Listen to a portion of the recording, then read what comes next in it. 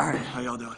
So, Nick, how can a addition like Bradley Roby help the team both in the short term and maybe long term? Yeah, he has a lot of experience, both on the outside corner and at the nickel spot. So, we're a little banged up right there right now. So he gives us some good depth and a guy who's done it before, and we're excited to have him on this football team.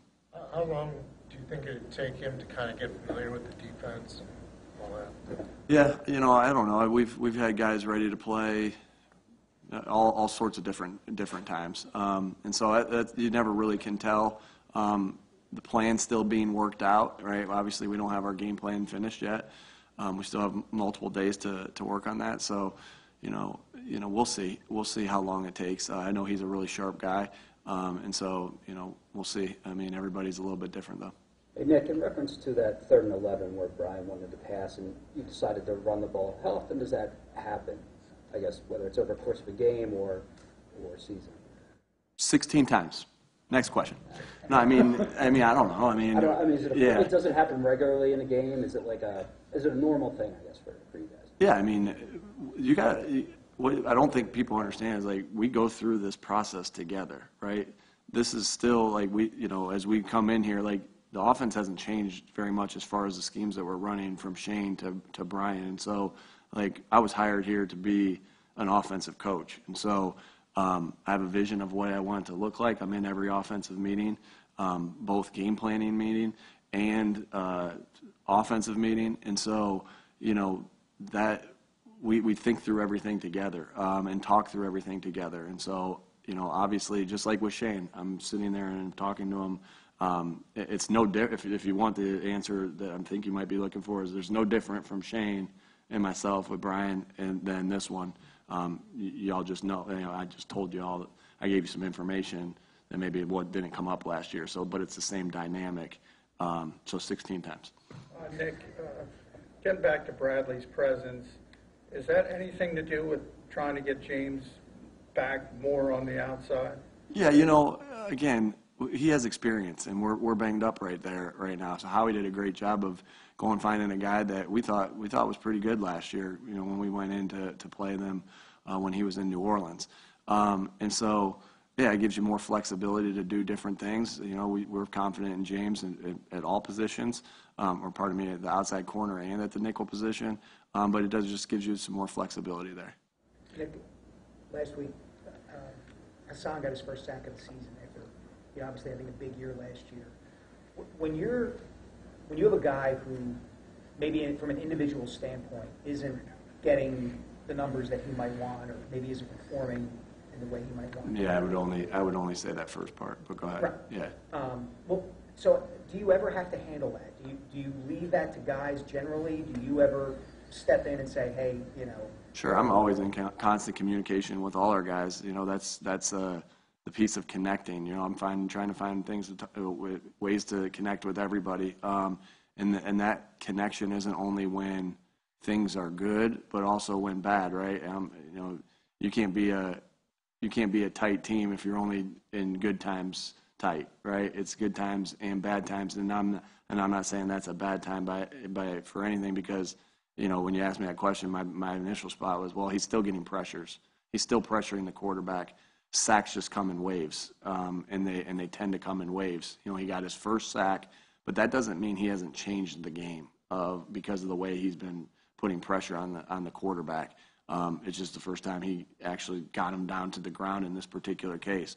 But those things come in waves. But I think I answered your question as far as the connection part in good times and bad times. I just don't believe that this is a bad time with Hassan, but I'm always finding ways to talk to the guys about different things. How has your interaction with the defensive coordinator changed on a weekly basis now that you have someone that you're just starting to get to know versus Gannon, who you knew previously? Yeah, I don't think it's the get to know. It's the get to know in the game, within the game of football, right? And so I spent the same amount of time with. I would say I spent about the same amount of time with Gannon in season last year in our second year together as I do with Sean right now. But there was obviously a catch-up, of things that I, had a vision for the defense and different things like that. There was some catch-up to be played, where Gannon and I had a lot of years together. We had to make that up. You know, I couldn't. We had to get to where we were last year with all our thoughts on, as far as my thoughts situationally, all these different things, you know, that we were last year with Gannon in an off season, right? So there was more time spent there in that particular case, because again, I hired Sean to do a job, and I think he's doing a great job. But I also have to be very clear of what the description is of the job and what I require in certain situations, right? And so even though I'm hiring him to do a job and I don't want to micromanage by any means, I still have visions of things the way they're supposed to, that I want them to look like as the head football coach, because at the end of the day, everything out there has my name on it. And so it was just Jeff Moore catching him up, trying to do everything we could do to catch him up to a point of, so we're not taking a step back, you know, when we started the season. And I felt like we worked really hard at that, and it showed up in some situational things that, and some of the things that we've discussed in a positive way. Nick, I I know about Sean and Brian, and you mentioned the word micromanage there. How do you tote that line and make sure that what you're doing isn't micromanaging and you're allowing those guys to do their jobs? Yeah, again, I have to just be very clear of what my job description is. And this is what we say to the players too. Hey, here's what our job, how do we get better every day? Well, one, it's high detail in meetings. And that high detail in meetings starts with us as coaches just painting the job description very clear. Here's what I want you to do versus this. Here's what I want you to do versus this. Here's what I want you to do versus this. Am I doing more on offense than I am on defense? Yes. But, you know, micromanaging and then just being very detailed, those are two different things, or a fine line in between them. I don't know. But again, I want Sean to know how I see it as an offensive point of view, right? You know, I want him to see it how I, you know, what it looks like from an offensive point of view, because the thing, you know, one thing that I know is that when I learn defense more and more, I get, you know, or the more in my career, when I took another step of learning defenses, I became a better offensive coach. Well, that's my job to do with Sean. That, like, I'm trying to give you guys information, but it's not like I'm saying do this right here, right. Like, it's not how that goes down. Like, that's micromanaging, in my opinion. Ours is just as a constant attempt to get better, and letting me, like, you know, let them know what I require, and what I'm looking for. So is there times where it is that I want this? Yeah, but again, I'm the head coach. If that's micromanaging, it is. But you know, at the end of the day, like I said, my name's on the product out in the field, and that's my job as a head coach. Nick, with Sidney Brown, he's obviously a young guy who's been able to handle, I know he's hurt right now, or was hurt, but handle the slot, safety, you're comfortable moving him around. What does it take for a young guy, for you to have the comfort level to give him multiple things? I know there's overlap, but it's a lot. And, yeah. And how unusual is that, I guess? You know, he's very sharp, really sharp guy, and high football IQ. We knew that with him coming in, and we knew, you know, you don't want to overload anybody. You know, we don't want to overload a guy playing a certain position. We don't want to overload anybody. Jason, Jalen, right? Those are guys that do a lot. You know, we don't want to overload anybody, because then you just give them too much to think about. That's not a good thing. So there's a balance in there, but I think it all starts with Sidney, the guy that, you know, his football IQ is high and he's able to handle a lot, and we need his versatility, and that's another reason why we have him here. So I think he's done a nice job handling that, and looking forward to getting him back. What happened these past 2 months, or I guess what did you see that made Sua the clear top option at right guard? Yeah, just his performance of what he's done. Like I said, he played an unbelievable game on Sunday, and so that's confidence, you know, of games that he's played. He didn't play as much last year, but in 2021 gave us a lot, and even before that, I'm just saying in the time I've been here, he gave us some really good. We won some big games with him in 21 on that field. We know he has great power. You know, he really can do the things that we require of our guards to do, and so we have a lot of faith in him based off his previous games that he's played. But you know, that faith really gets built year in, year out. It is a what have you done for me lately league. We understand that. So it's built through the practice, right? And this is his first extended opportunity to go in a game this season, and I thought he did an outstanding job. But it's just the weekly, everything's evaluated, and it's the weekly product that he's put on the field.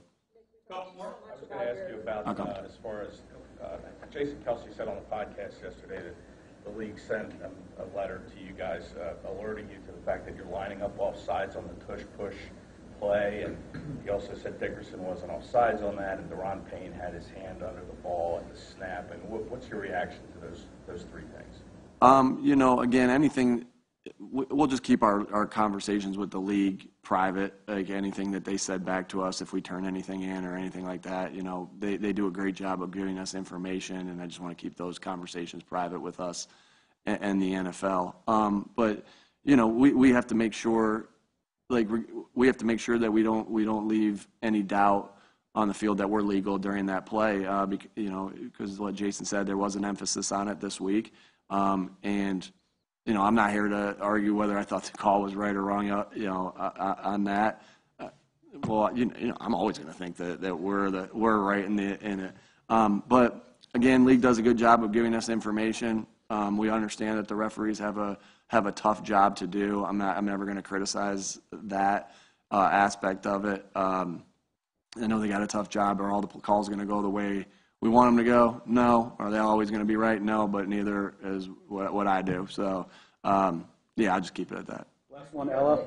Nick, we always talk to you about your process and how that's a huge philosophy for you, sticking to your process. You've seen Thursday Night Football, you've seen Monday Night Football. Now you're going across the country. How does that impact perhaps your process this week to get the guys ready for such a big trip? Sure, good question. Every different scenario has a different process, right? That we're constantly trying to perfect. So you can't perfect your process unless you know exactly what your process is. So, and not only that, take that a step further, and that you're constantly evaluating that process. We know exactly what it is. At the end of us doing it, we evaluate it and say, hey, did we handle this Monday night game? What are suggestions of the players? What are suggestions of the other coaches? What are my thoughts? And how do we tweak what that looks like? So, we've had a couple different West Coast trips that we've had here in the past couple years. Las Vegas, Denver. What was last year? Arizona. And so now that coming off of Arizona, we've had conversations. Hey, what did we not like? What did we like? I think the biggest difference, without getting too much into it, is the Saturday schedule of what we're doing. More so when we, here, maybe leaving a little bit later, but also, when we get there and the time change of they don't need to hear my voice over and over when we get there. So the meetings are a little bit shorter when we get there. So it's all about that. It's because it's a trial and error thing. And I got to go. But it's a trial and error thing. You feel things like that. But that's why you have the evaluation of every process that you have. Thanks, everybody.